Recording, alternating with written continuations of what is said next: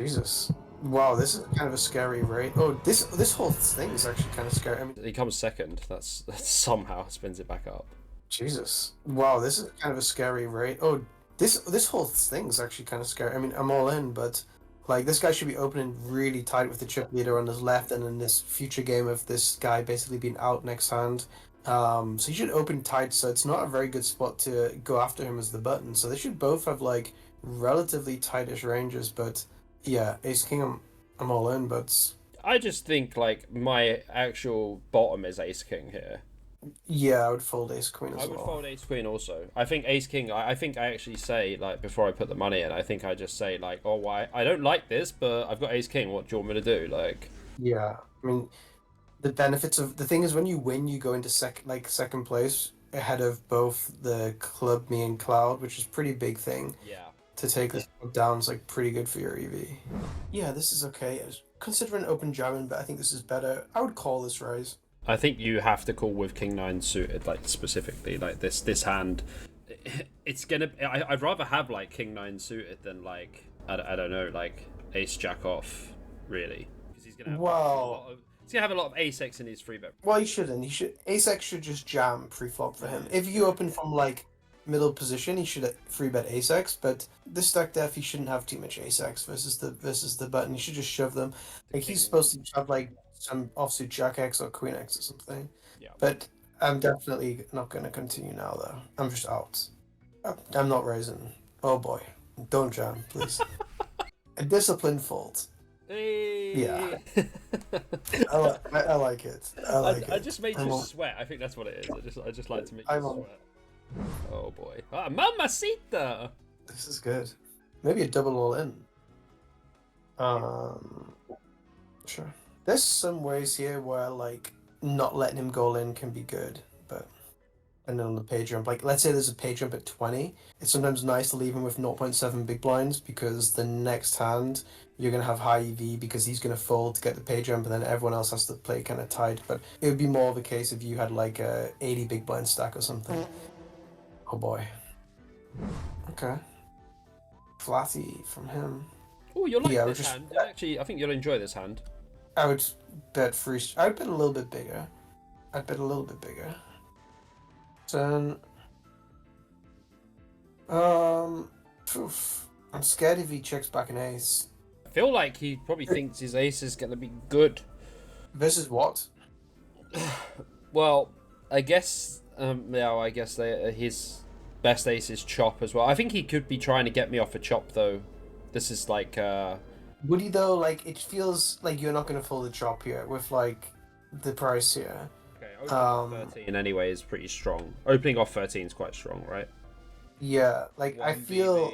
Yeah, okay. I look really strong anyway because like you can't not on this board.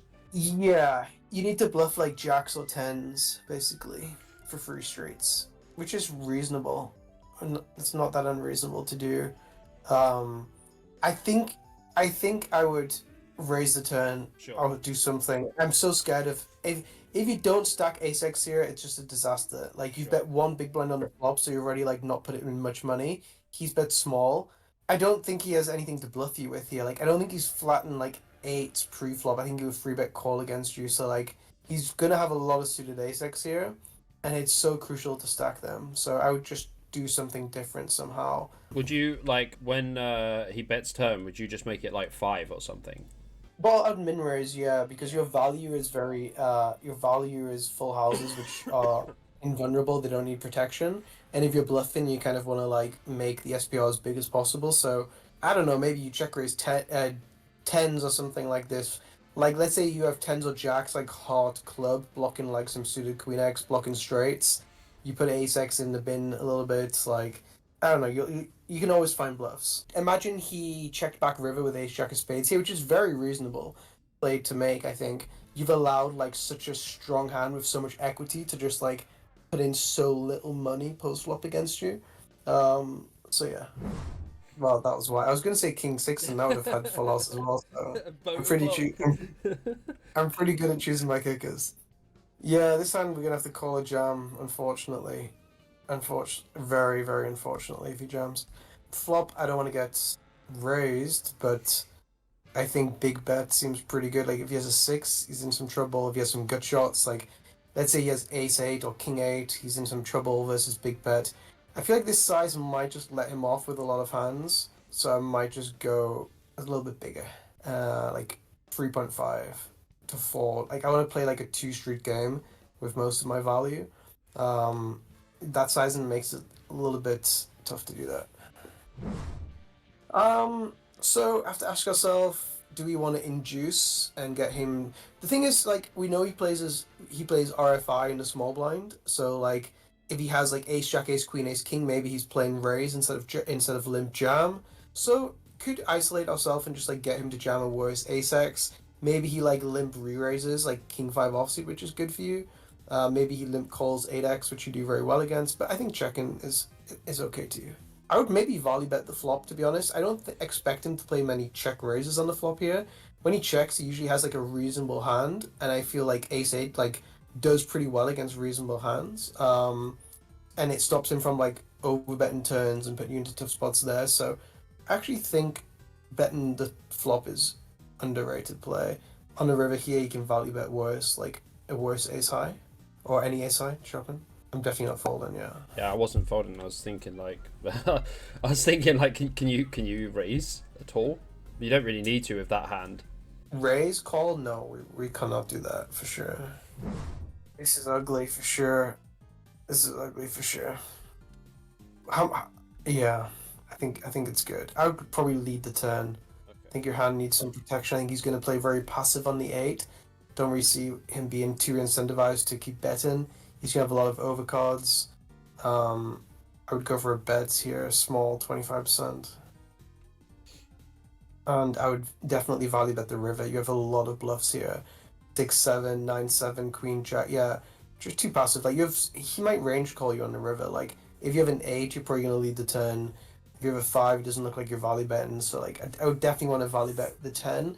You also have a seven in your hand, which is pretty good because he doesn't have a seven in his hand, which means he's gonna bluff catch you pretty wide. Like if he has King Queen high, he's probably gonna call you. If he has Ace seven high, he's probably gonna fold. So having a seven as your kicker is very, very good here. You block him from blocking your bluffs kind of thing. So I would definitely. I mean, you could even. It's even close to just jamming. To be honest, your hand's just like strong enough to play for stacks here. Yeah. Um, yeah, if I bet the turn and he called, I would just bet again on the river. Josh, Canadian EPT. I've got no idea. I can't remember his fucking surname. That's why. Yeah, limp is nice. Yeah, you want him to raise with 8-2 offsuit, 7-2 offsuit, stuff like this. Would just limp call. Limp shove's not going to achieve too much. Yeah, I would just go for a limp call here. Yeah, I would check the flop. Call a bet if it's small. If it's big, I'd probably just fold without a backdoor. Turn, I think volley betting here is actually okay. Small, yeah, protection. I think this is pretty good. And river, I would check. See what happens. Yeah, Yeah, seems really. I had the same kind of line here. Like when I get to turn, I think betting small very good, and the ten's probably not a great card anyway. Uh-huh. So I just think like just check fold river. That was kind of my thought process in the hand.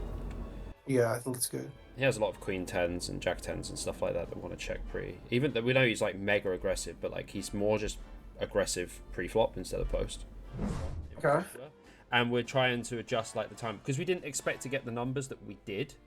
So the tournaments went on for a lot longer, and now I think we've cut it down a little bit. Andy will be able to tell you in the chat if he's still here anyway. If they've cut the time down, I think they have cut it down to 12 minutes. But Sure. Sure, it seems fun. Good raise as well. King 7. you like the race? Yeah. Good flop as well. I would start small and then check the turn. Keep in worse flush draws.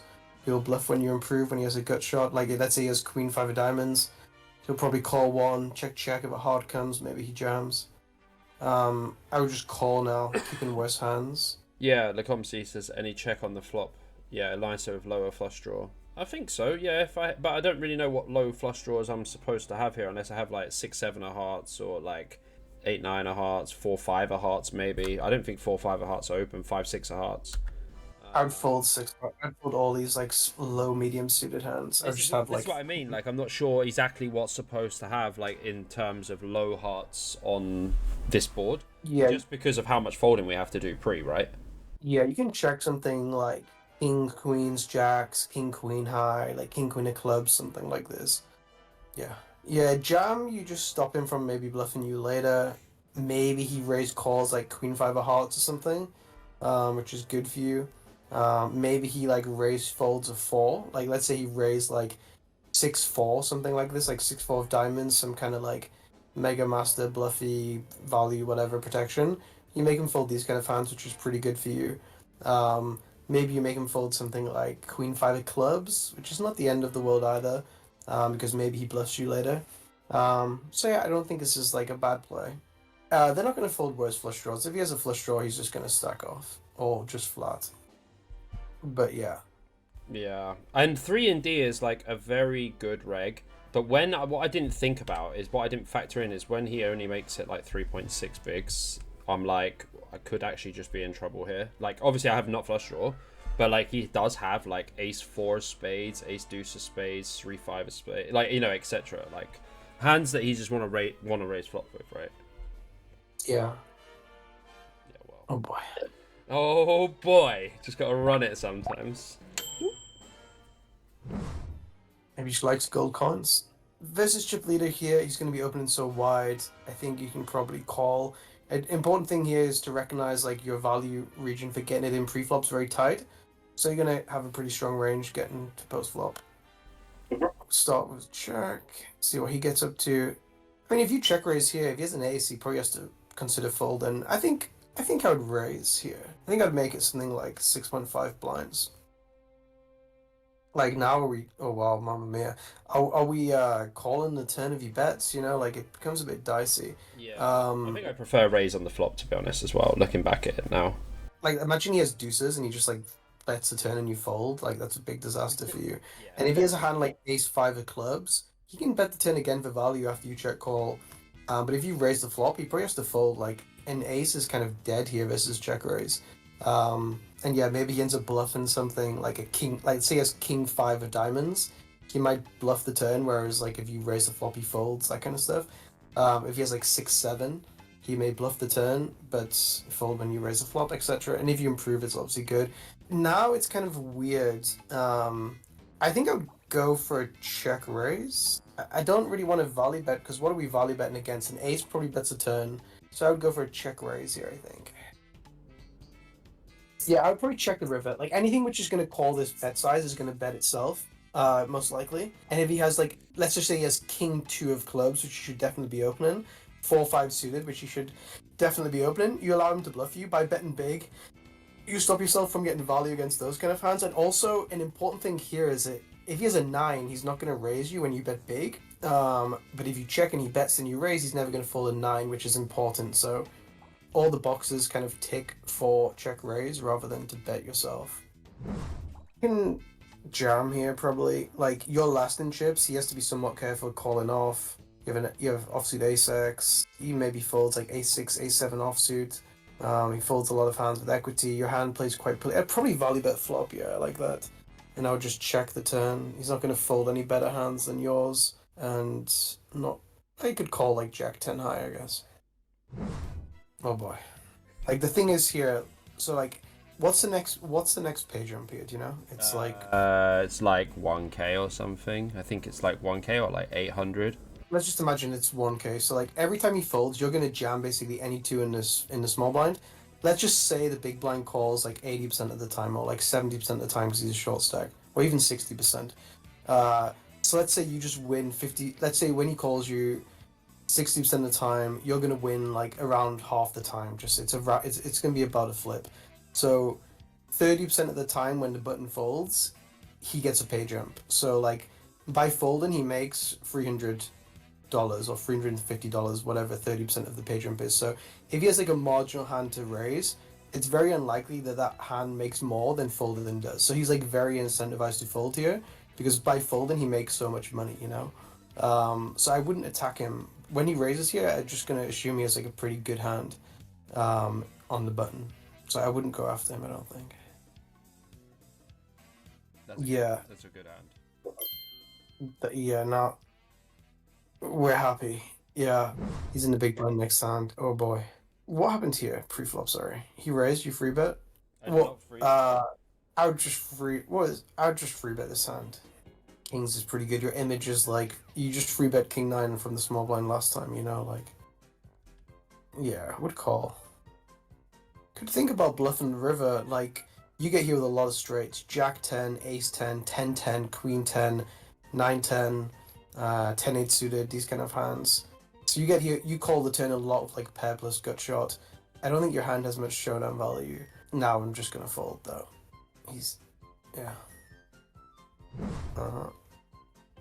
Yeah. Hopefully he bets small. Okay. Would just check, hopefully he bluffs. No real bad rivers apart from an 8 or, I was like, no bad rivers apart from an 8. Okay. yeah, literally, or an ace. Yeah, I would fold here, I think, but nice call. King feels like it might be a bad card to have. Yeah. Like king queen, the king isn't blocking any value because king queen will bet the The turn or the turn. flop, obviously. Yeah. Yeah, like just I, some random ace king or like king six or something. I don't know. yeah, like I feel like he should probably be betting this flop quite a lot anyway. Yeah, And then with like all the passivity on like the turn as well. Like so I feel like if he had a hand that contained like a queen, like it turns an open ender, like even if he has ace queen or something, probably just bets turn. Like yeah, good point. Like he's saying he has queen 10 basically. Like that's the queen he's kind of saying he has. And I think you're right. I think it's hard to have a queen here, and he's probably gonna bluff every ace 2, ace 3, ace 4, ace 6, ace king. So yeah, I think it's actually a very nice call. I wanted to, yeah, I think like Lecompsey is right. Just check this in real time just to see how quick his check is. That's pretty quick to be fair. I think like queen 10 feels like kind of a natural hand just to keep checking. But yeah, other queen X quite unlikely. Ace queen maybe, I don't know. Ace queen could just bet the flop and stack off too. But ace queen seems like it could be there. I mean, he had ace king, right? So if he has ace king, he probably has ace queen too. Yeah, I called pretty quickly. I feel like in the kind of moment as well. I don't really know what like 7x he's supposed to get there with like on the river unless he just has like ace 7. Like No, yeah, yeah, like pocket sevens only, basically. yeah. Oh, this hand I think is quite interesting because I think pre it's probably just a fold. Yeah, But like I think so. we're calling 10-9, right? And 10-8 is probably borderline. Yeah, even 9-8. Like I think 9-8 call, 9-6 fold, 9-7's the one which is just like in the middle, not doing too much of anything. So like it's fine to call, fine to fold. Yeah, I'm kind of happy that he's size and small. If he checks the turn, I'd bet. I don't expect him to play check raises too much, and we can value bet, etc. Yeah, 10, I'm happy to keep calling. Rivers, yeah, I mean, you can bet. You have a lot of 5x to bluff with here. Yeah, I would definitely bet. I'd bet like half pot. No, I'd bet this one. You have full house, it's a pretty good hand. You have a lot of bluffs with the 5, you have 6, 8, you know, like stuff like this, so. Yeah. And like, you can just have a queen. It's not like he can just check raise bluff you, right? Like, you can just have a queen super easily. Yeah, yeah, exactly. I'd be all in here no matter what he does, unless he jams. Yeah, I would just jam here. Not too thrilled once he calls, but it's gonna be a good jam. Make him fold Jack 10 off and stuff. It's good. It's a good fucking start. It's a very good start, isn't it? Uh, I would I would probably jam here. I think he's gonna be calling too tight against your jams, and Queen X is good enough. I mean, now maybe he just played tight for a few hands, get an image, and then start fucking running us over. Yeah, limp call in here is pretty good. Definitely can't limp fold. Yeah, this is a good play. Wow, what a turn card. What a flop and turn. I know. Unnecessary. Online, classic online run out. But yeah, it was a stressful final table, ups and downs, and yeah, you put pressure on people, you changed gears, you played tight when you needed to, you played loose, you pushed them around heads up. Yeah, I think you play good. It's tough when you're in the moment and there's ups and downs and swings and guys are fucking with you and you're streaming, so it's easy to. Yeah. And yeah, I think you managed it pretty well. Yeah. Yeah. Anyway, thanks a lot for everyone in the chat, and I will see you guys next one, I'm sure. Guys, that was insane. That was so insane. Yeah, big shout out to Pads, man. If you don't follow him on Instagram, go check him out. All right, guys, nice one. Thank you so much, and really appreciate it. Hope everyone had a good time, and I'll catch you guys soon. Lacombe, I'll see you at the tables, baby. Love you.